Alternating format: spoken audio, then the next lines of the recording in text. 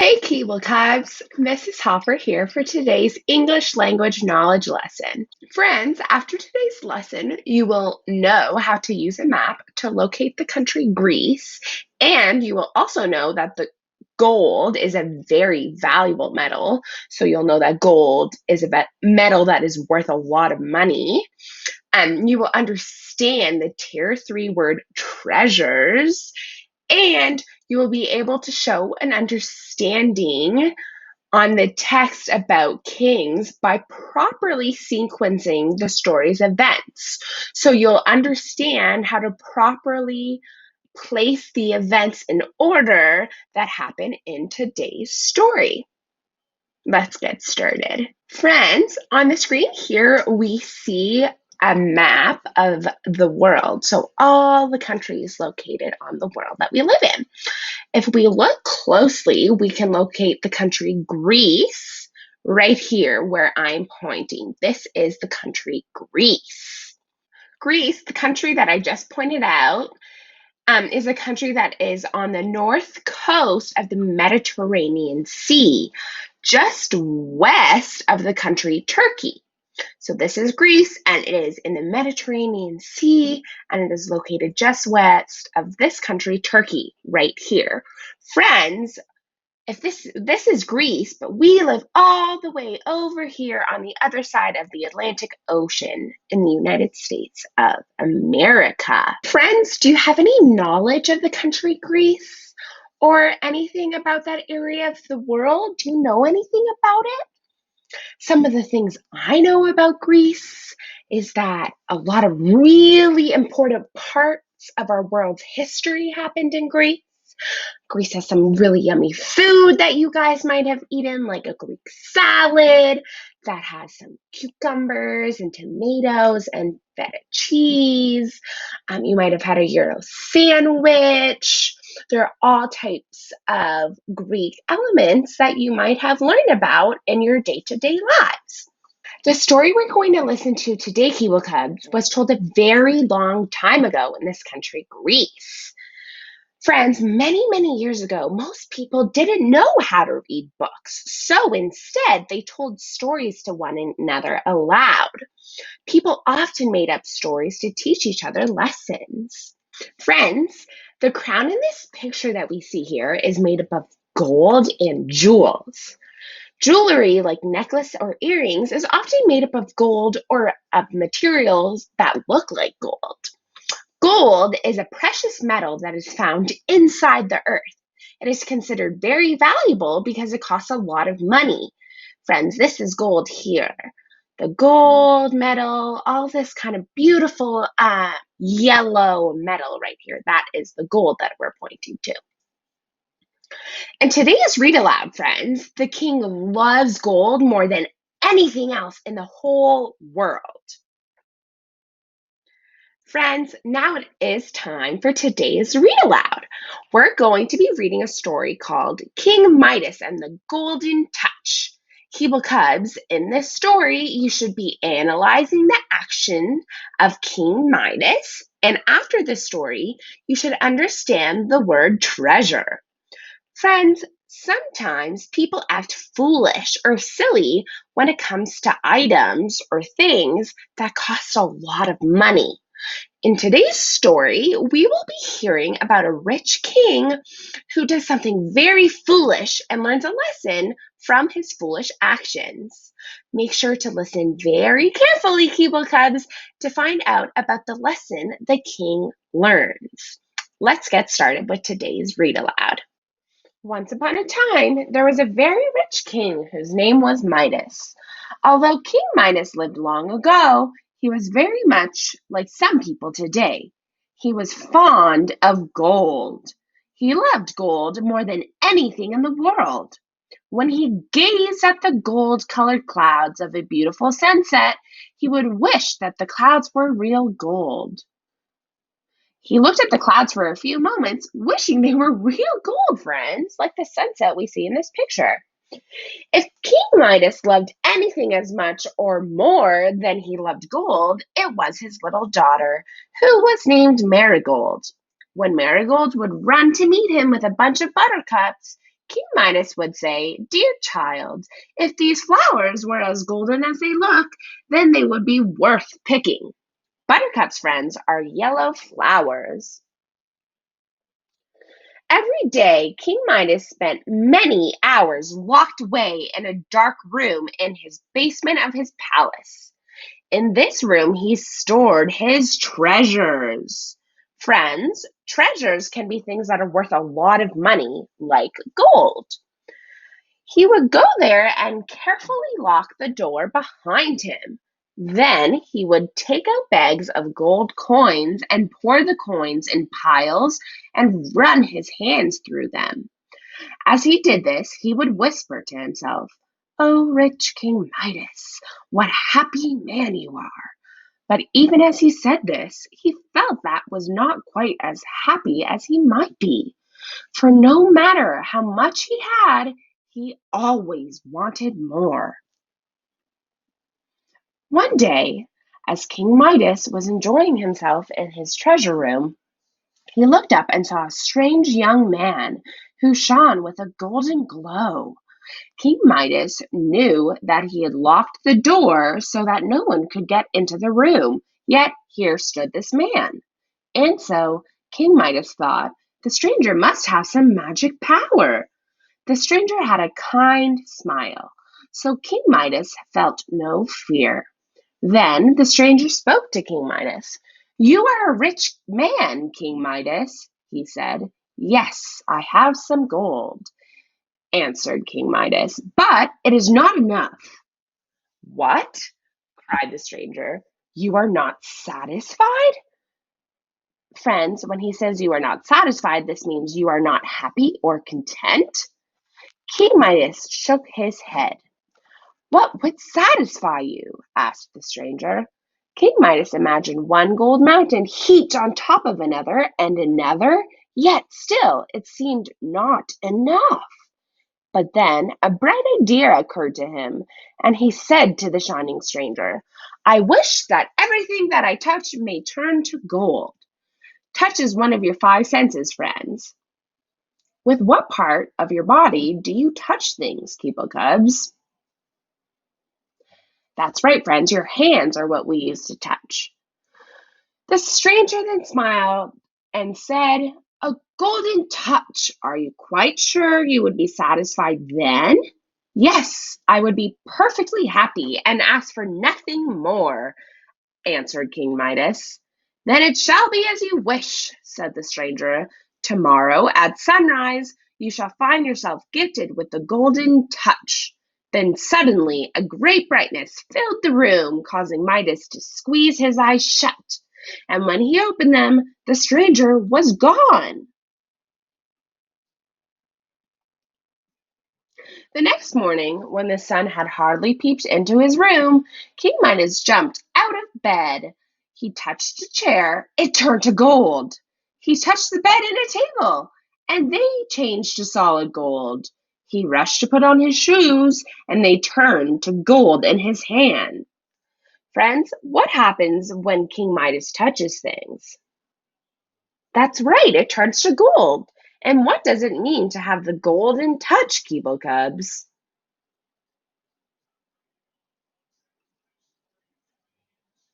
In great excitement, he opened the door and he ran outside to the garden.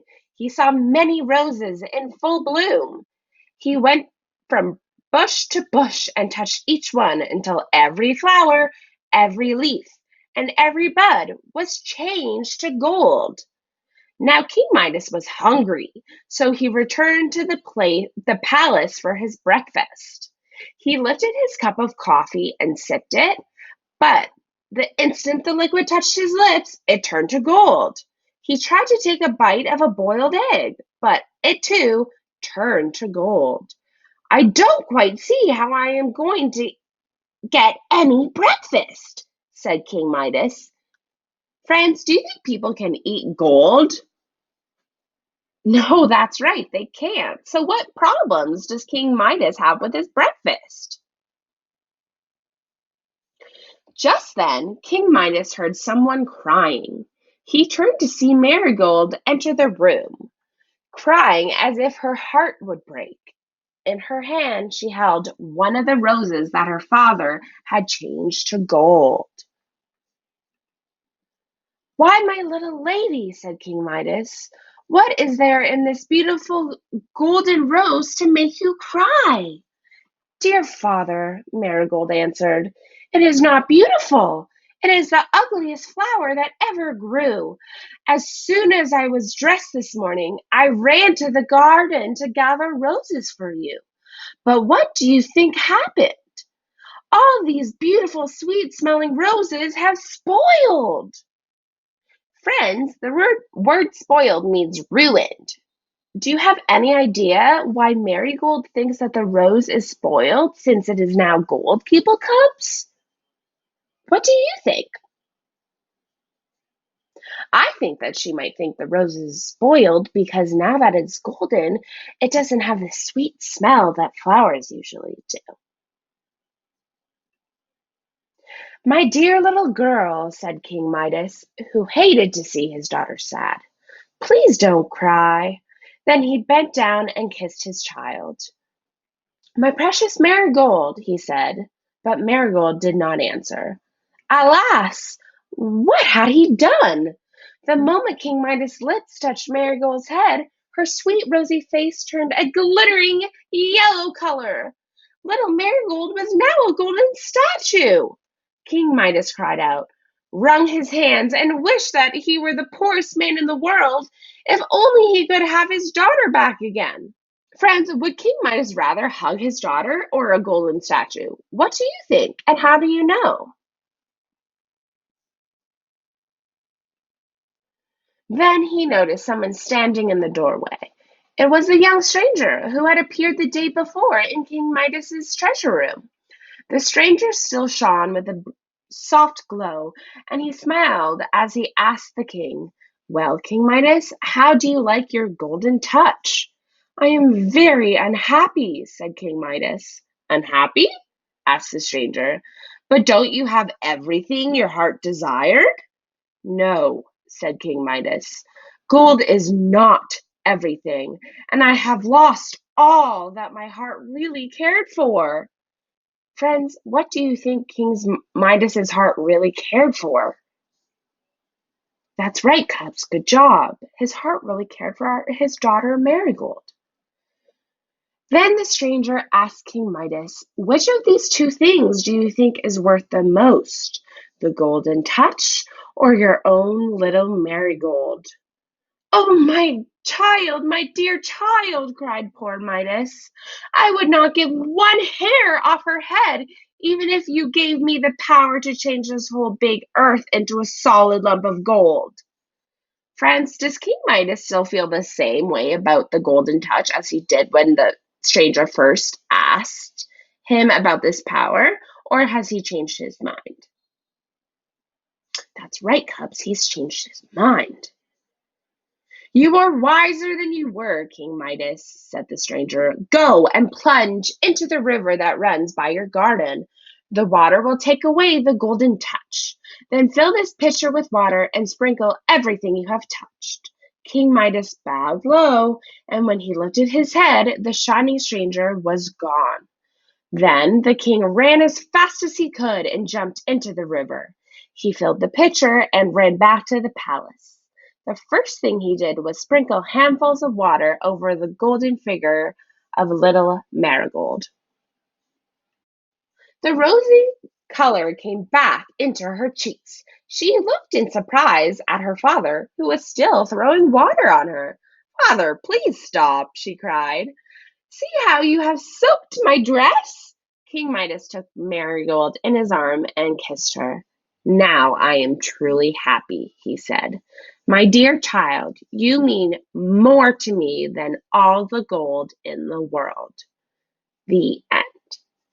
Friends, what do you think the lesson was that King Midas has learned? I think the lesson he learned was that even for all the gold in the world, it would not replace the love of his family. What about you? Keeble Cubs, now we're going to check for some understanding of the story. Friends, do you think that King Midas makes a wise or a foolish choice in telling the stranger that he wants the golden touch? And why? I think that King Midas made a foolish choice. That's right. Good job. And he made a foolish choice in wanting the golden touch because he almost lost somebody he really loved, his daughter Marigold. Good job, Cubs. Friends, how do you know that King Midas is a king? What let us figure out that King Midas was a king in the story? Some of the ways we could have found this out was that the story says King Midas, they call him a king, so that's a really big hint. We learned that he was a king that lived really long ago. He has a palace, which is something we learned that royalty lives in, and that he has lots of golden treasures, which are really valuable things that royalty may have. Good job. Keeble Cubs, what do we learn that King Midas has a lot of but wants more of? That's right, friends. We learned that King Midas wants more gold or treasures. Good jobs. And what wish does the stranger grant King Midas? That's right, Cubs. The stranger grants him the wish and power of the golden touch. Friends, at first, how does King Midas feel about the golden touch? What do you think? That's right, Keeble Cubs. Good job. We learned that at first King Midas feels happy or excited about the gift of golden touch because he loves gold so much more than anything in the world. Do you think his feelings changed, Keeble Cubs? And why? Tell me why you think his feelings might change. That's right, Cubs. His feelings do change because he couldn't eat. And his daughter Marigold, which we learn is the one thing he might love as much or more than gold, becomes a golden statue. Good job, Cubs. Friends, do you think this story is fiction or could it really happen? Why do you think it is either fiction or non-fiction? What are some things, some details in the story that we heard about that could lead us to know if it was fiction or not? That's right, Keeble Cubs. The story is fictional, but some of these parts of this story can be real, such as the fact that King Midas is a king who lived in Greece. He could really have a daughter, and he could really have lots of gold and treasure. But some of these parts are fantasies, so fiction, which is how we know it's a fictional story, including the magical appearance of this stranger who had glistening glow, and that he just disappeared out of nowhere. He was able to grant him the golden touch by his magic, and how somehow King Midas could just turn everything into gold just by touching it. How he could literally just touch his daughter and she turned into a golden statue. Now, that is something that couldn't happen in real life.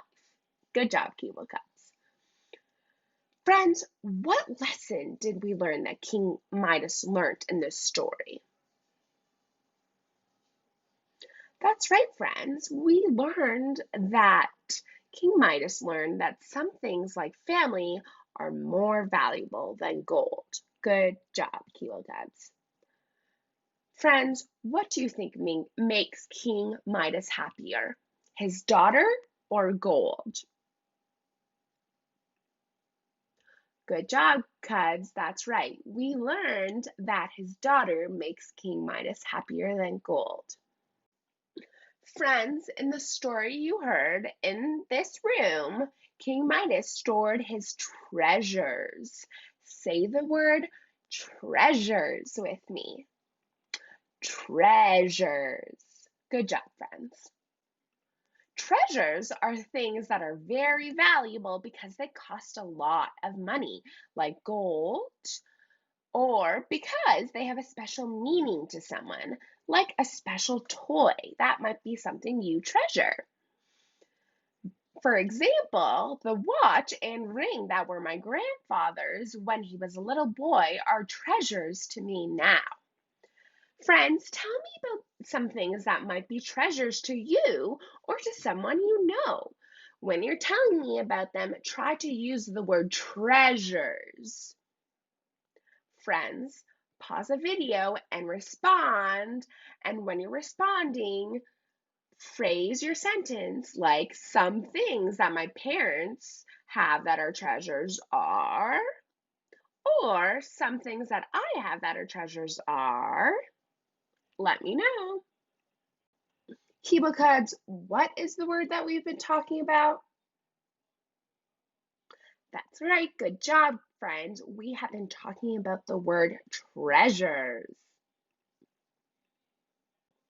Friends, is the word treasures a plural word?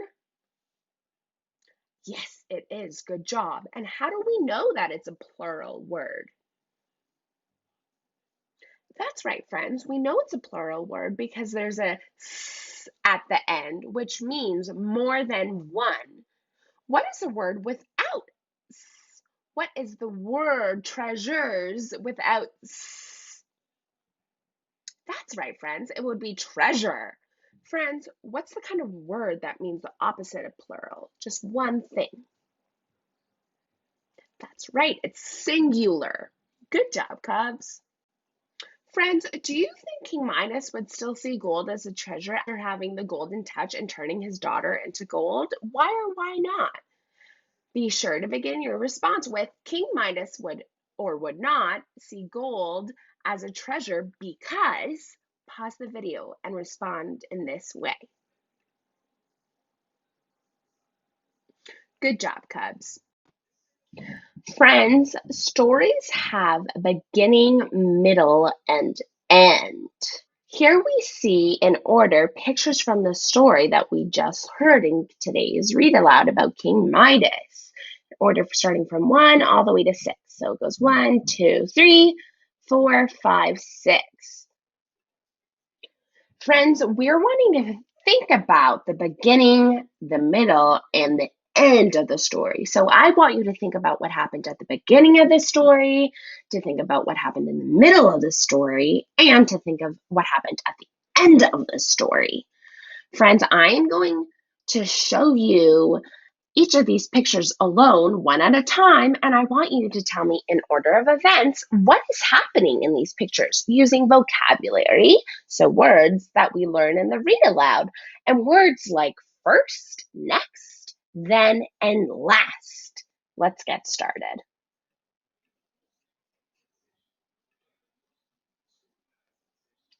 Kibo Cubs, tell me what is happening here.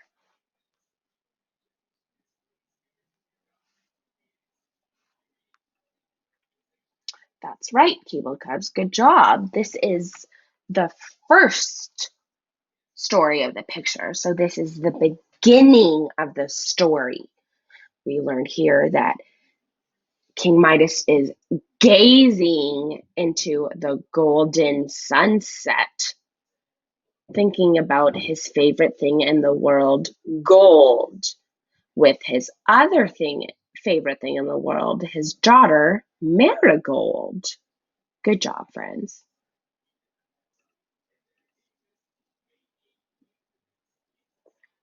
Friends, what happens in this picture? The picture that happens right after the first picture we just saw.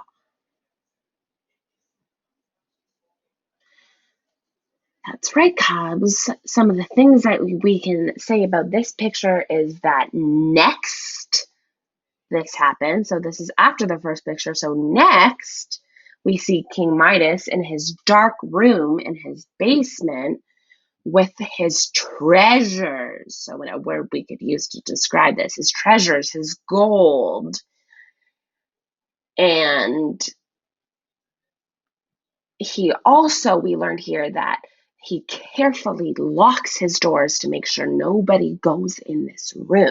This is something important that happened at this part of the story. And say about this picture, what happened here? Good job. We could just say next, and then this happened. Then this bright boy who was shone like gold, who was shining like gold, appeared in the room. And because we learned previously at the beginning of the story that he locked his door, King Midas thought that he was magical because he got in through the locked door. We learned that the stranger in this part asked if the king was satisfied, which means is he happy or content? And the king said no, because he didn't have all the gold in the world.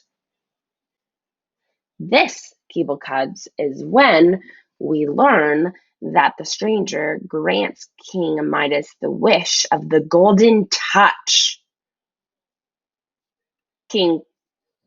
Then, Keeble Cubs, what happened?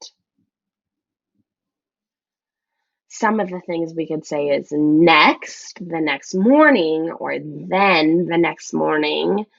When he woke up, the grant had been wished, and everything he was touching, such as the shoes in this picture, did in fact turn into gold.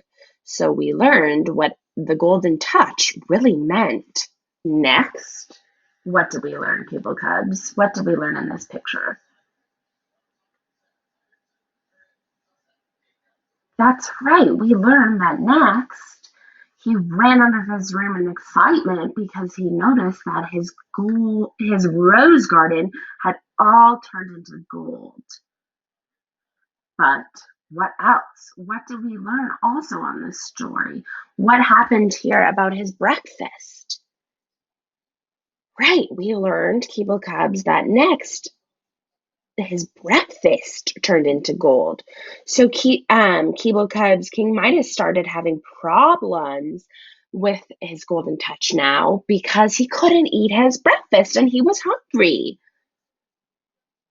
And lastly, Keeble Cubs, what is the final thing we see on this sixth and final slide to review? What happened in the final part of the story? That's right. Good job, Keeble Cubs.